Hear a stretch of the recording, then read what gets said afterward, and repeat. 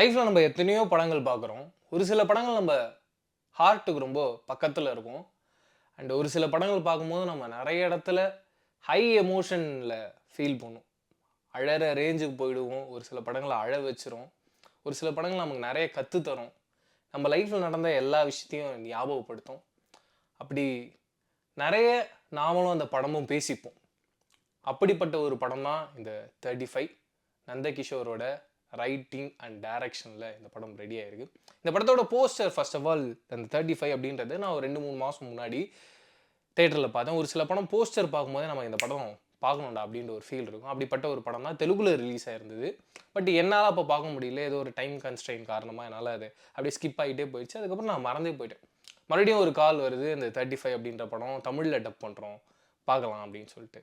ஒரு சூப்பராக இருக்கே, நம்ம பார்க்கணும்னு நினச்ச படம் தமிழில் டப் பண்ணி பார்க்குறோமே அப்படின்னும் போது பயங்கர ஹாப்பி. படத்தில் போய் உட்காந்து பார்க்குறோம். நம்ம என்ன எதிர்பார்த்தோமோ, இந்த படம் ஏதோ ஒரு மேஜிக் பண்ண போகுது, இந்த படத்தில் ஏதோ ஒரு உயிர் இருக்குன்றதை நினச்சி நம்ம அந்த படத்துக்கு போகிறோம்ல, அதை கொஞ்சமும் மிஸ் பண்ணாமல் ரொம்ப சாட்டிஸ்ஃபேக்ஷனாக பயங்கர ஃபுல்ஃபில்லாக ஏகப்பட்ட இடங்கள் ஹை எமோஷனோட ட்ராவல் பண்ணக்கூடிய ஒரு படம் தான் இந்த 35. இந்த படத்தோட கதை என்னன்னா, ஒரு சின்ன பையன் அவன் எக்ஸாம் கண்டிப்பாக எழுதியே ஆகணும், மேக்ஸ் எக்ஸாம் அப்படின்றதுக்காக வீட்டிலேருந்து கிளம்புறான். ஜாமெண்ட்ரி பாக்ஸை மறந்துறான். மறந்ததுக்கு அப்புறமா அந்த அம்மா கேரக்டர் என்ன பண்ணுறாங்க, அந்த ஜாமெண்ட்ரி பாக்ஸை எடுத்து அவங்க அப்பாவை பார்த்து அப்படி தட்டுறாங்க. அவங்க பேச மாட்டுறாங்க, அவங்க வெறும் ஆக்ஷனில் தான் பேசிக்கிறாங்க. இவரும் சரி ஓகேன்னு சொல்லிட்டு அந்த ஜாமெண்ட்ரி பாக்ஸை வாங்கிட்டு அந்த பையன்கிட்ட எடுத்துகிட்டு போய் அந்த பாக்ஸை கொடுக்குறாரு. கொடுத்ததுக்கு அப்புறமா என்னன்னா, அந்த பையன் மறுபடியும் ஓட ஆரம்பிக்கிறான். ஏன்னா கிளாஸுக்கு லேட் ஆகிடுச்சு. சரி பையன் லேட்டாக போகிறானே, நம்ம ட்ராப் பண்ணிடலாம்னு சொல்லிட்டு அந்த பையனை கூப்பிட்டுட்டு போகிறாரு. அங்கே ஒரு ஆக்சிடெண்ட். இதுக்கப்புறமா இவங்களுடைய வாழ்க்கையில் என்ன நடக்க போகுது, இதுக்கு முன்னாடி இவங்களுடைய வாழ்க்கையில் என்ன நடந்தது அப்படின்றதான் இந்த படத்தோட கதை. இந்த ஒரு சீனில் அவங்க எந்த அளவுக்கு ரொம்ப டீட்டெயிலாக இந்த கதையை எக்ஸ்பிளைன் பண்ணுறாங்க பாருங்க. அவங்க வீட்டில் ஒரு பிரச்சனை, ஹஸ்பண்ட் அண்ட் ஒய்ஃபுக்கு. அண்ட் அந்த பிரச்சனைக்கு காரணம் கண்டிப்பாக அவங்க பையனாக தான் இருக்க போகிறான். ஏன்னா அந்த பையனை சப்போர்ட் பண்ணுற ஒரு ஃப்ளேவரில் தான் அவங்க அம்மா இருக்காங்க. அண்டு அந்த பிரச்சனைக்கு காரணமே படிப்பு தான், அதுவும் அந்த மேக்ஸ் தான் அப்படின்றத ஓவராலாக ஒரு ஒன்லைன் ஸ்டோரியை ரொம்ப அழகாக இன்ட்ரடக்ஷன் கொடுக்குற அந்த ஃபஸ்ட்டு சீன்லேயே சொன்ன வெகு சிறு படங்களில் இதுவும் ஒன்று. அது ரொம்ப அழகாக பயங்கர ப்ரில்லியண்ட்டாக ஆடியன்ஸுக்கு டெலிவர் பண்ணியிருந்தாங்க. ஓவரால் டீமுக்கு ஒரு பெரிய ஹேட்ஸ் ஆஃப்.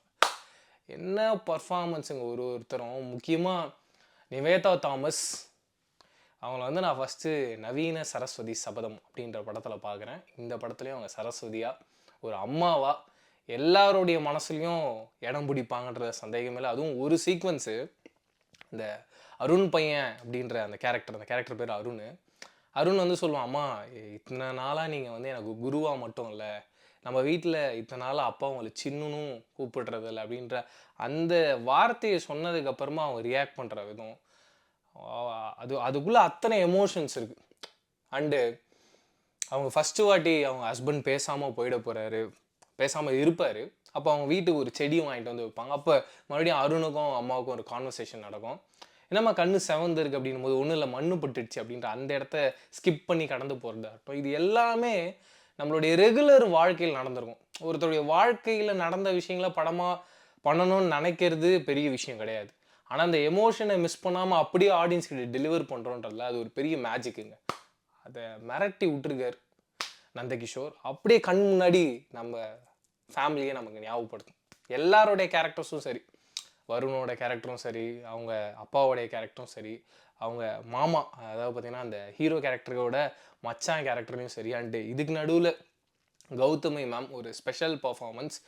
எனக்கு தெரிஞ்சு ரொம்ப வருஷம் ஆயிடுச்சு நான் அவங்கள பெரிய ஸ்க்ரீனில் பார்த்து அப்படின்ற ஒரு பெரிய ஆசை. ரொம்ப பயங்கரமான ஒரு ஆக்ட்ரஸ்.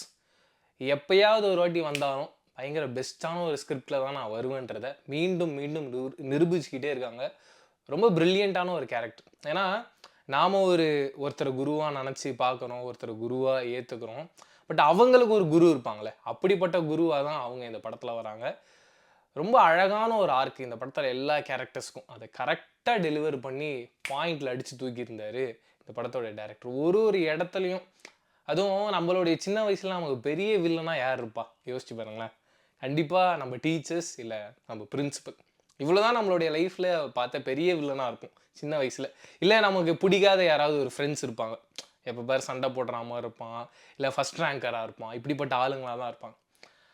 அப்படிப்பட்ட ஒரு கதையை வச்சுக்கிட்டு ஒரு ஓவரால் ஒரு ஃபர்ஸ்ட் ஹாஃபையும் செகண்ட் ஹாஃபையும் ஹோல்ட் பண்ணி தள்ளிட்டு போகிறோன்றதுலாம் சாதாரண விஷயம் கிடையாது.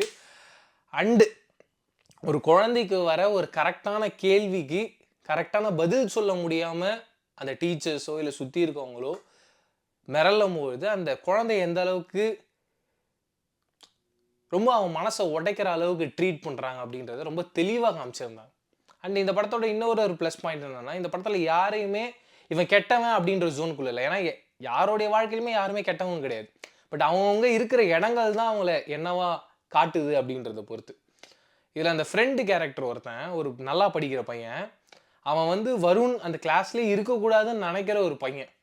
அவன் வந்து ப்ரீ கிளைமேக்ஸ்க்கு முன்னாடி ஒரு இடத்துல ஒரு சூப்பரான ஒரு டைலாக், இவங்க எல்லாரும் வந்து நீ படிக்காத, நான் உங்களுக்கு காப்பி அடித்து உன்னை எப்படியாவது பாஸ் பண்ண வச்சிருன்னு சொன்னோம். ஆனால் அந்த பையன் நான் படித்து தான் பாஸ் பண்ணுன்றத சொன்னான். ஒழுங்காக அவன் எக்ஸாம் எழுதுட்டோன்ற அந்த பாயிண்ட்லாம் வந்து உடஞ்சிட்டேங்க. அப்பா என்ன என்ன ரைட்டிங் அது. அண்ட் இன்னொரு பாயிண்ட்டு, இவங்க எல்லாரும் ஃப்ரெண்ட்ஸ் எல்லாரும் கை மேலே கை போடுற ஒரு சீன் இருக்கும். அதுலேயும் என்ன எமோஷன், என்ன ரைட்டிங்கு, ஒரு கமர்ஷியல் சினிமாவுக்குள்ள ஒரு மாஸ் ஃபேக்டர் இருக்கும்லங்க, அப்படிப்பட்ட ஒரு மாஸ் சீனாக தாங்க நான் அதை பார்க்குறேன். அப்படி ஓவரால் அந்த ஃபேமிலியே பயங்கரமாக பேக் பண்ணி நம்ம ஹார்ட்டெல்லாம் உடச்சி தள்ளி, இதை விட ஒரு பயங்கரமான ஒரு ஃபேமிலி படம் பண்ண முடியாது. பேரண்டிங்னா என்னன்றதை இதை விட ரொம்ப அழகாக ஒரு படத்தில் சொல்ல முடியாது. முக்கியமாக டீச்சர்ஸ் குழந்தைங்களுக்கு எப்படி சொல்லித்தரணும்.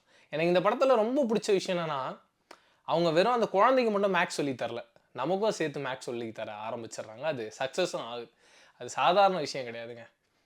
எல்லா டவுட்ஸையும் அவங்களுடைய வாழ்க்கையில் நடந்த விஷயங்களை வச்சு அதை மேக்ஸாக மாற்றி அதை அந்த குழந்தைக்கு டெலிவர் பண்ணணுன்ற அந்த ஐடியாவாக இருக்கட்டும், ஒரு விஷயமும் அவ்வளோ சர்ப்ரைஸ் பண்ணிச்சு. முக்கியமாக இந்த மிடில் கிளாஸாக இருக்கட்டும் இல்லை ஏழையாக இருக்கட்டும், எல்லாருடைய வாழ்க்கையில் என்னென்னா ஒரு கஷ்டம் வந்துச்சுன்னா கடவுளை தேடி போயிடுவாங்க. அவங்களுக்கு கடவுள்கிட்ட போய் அதை சொல்லிட்டோம், கடவுள் முன்னாடி ஒரு பிரார்த்தனையை வச்சுட்டோம் அப்படின்னா அது எல்லாமே மாறி போயிடும், அதுவே போதும் அப்படின்ற மாதிரி ஒரு விஷயம். அப்படிப்பட்ட ஒரு சீன் இதில் ஒன்று பண்ணியிருப்பாங்க. ஒரு ரொம்ப குரூஷியலான ஒரு விஷயம். டக்குன்னு அவங்க நிவேதா தாமஸ் அங்கே அந்த பக்கம் திரும்பி இவங்க இந்த கதையை ஓராளாக திருப்பதை சுற்றி தான் நடந்துக்கிட்டு இருக்கு. பெருமாளை பார்த்து ஒரு விஷயம் சொல்கிறாங்கப்பா, எனக்கு மட்டும் இந்த விஷயம் சக்ஸஸ் ஆகிடுச்சு அப்படின்னா உனக்கு உடனடியாக மஞ்சள் குங்குமம் வைக்கிறேன் எல்லா படிக்கட்லையும் அப்படின்னு சொல்லிட்டு திரும்புகிறாங்க. அடுத்த செகண்டே அவங்களுக்கு நல்ல செய்தி. அதெல்லாம் எப்படிப்பட்ட ஒரு மேஜிக்கு. அவங்க ஃபுல்லாக அந்த சீன்லாம் கூஸ் பம்ப்ஸ் ஆகிடுச்சு எனக்கு ஒரு செகண்ட். அப்பா என்னடா இப்படி மிரட்டி இருக்காங்க. அப்படி எந்த ஒரு இடத்துலையும் அந்த கமர்ஷியல் மீட்டர் அண்ட் அந்த ஃபேமிலி சென்டிமெண்ட், ஒரு ஆள் நம்மள வாழ்க்கையில் நடந்த விஷயங்கள், இது எதையுமே மிஸ் பண்ணாமல் ஒரு கம்ப்ளீட்டான ஒரு படம் பார்த்துட்டு ஒரு ஃபீல். ஒரு சில படங்கள் பார்க்கும்போது தான் ரொம்ப சந்தோஷமாக இருக்கும். நம்ம லைஃப்பில் இந்த நாள் கம்ப்ளீட்டாக இருந்துச்சுல அப்படின்னு ஒரு ஃபீல் இருக்கும். அப்படி ஒரு ஃபீல் தந்த ஒரு படம் தான் இந்த 35. உங்களுக்கு டைம் கிடச்சிது, நீங்கள் ஃபேமிலியாக ஒரு படம் பார்க்கணுன்னு நினைக்கிறீங்க, குழந்தைங்களோட ஒரு படம் பார்க்கணுன்னு நினைக்கிறீங்க, அண்டு ஓவராலாக உங்களுக்கு எல்லாமே அந்த படத்தில் பிடிக்கணும், டாப் டு எண்ட் என்டர்டெயின் பண்ணுற ஒரு ஃபீலில் இருக்கணும் அப்படின்ட்டு நீங்கள் நினச்சிங்க அப்படின்னா கண்டிப்பாக இந்த 35 படத்தை தேட்டரில் போய் பாருங்கள்.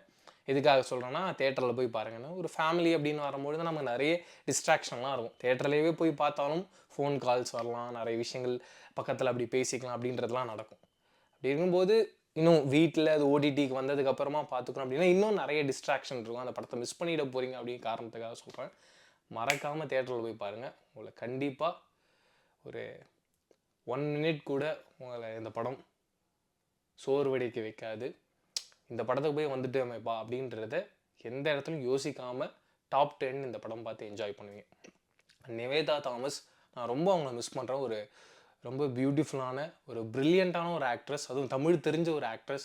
இங்கே சென்ட் தாமஸ் மவுண்ட்டில் தான் அவங்க இருந்தாங்கன்ற மாதிரிலாம் கேள்விப்பட்டிருந்தேன். அப்படி சென்னையில் இருந்து ஒருத்தவங்க இங்கே தமிழில் நிறைய படங்கள் பண்ணலன்றதையும் ஒரு பெரிய வருத்தம். இதே மாதிரி சூப்பரான அடுத்த ரிவ்யூவில் சந்திக்கிறேன். அது டடாபா வச்சுக்கிங்க. நான் பிரவீன் கேஎஸ். மறக்காமல் மை தமிழ் மூவி சேனலை சப்ஸ்கிரைப் அண்ட் பெல் ஐக்கானை ப்ரெஸ் பண்ணுறேங்க. நன்றி, வணக்கம்.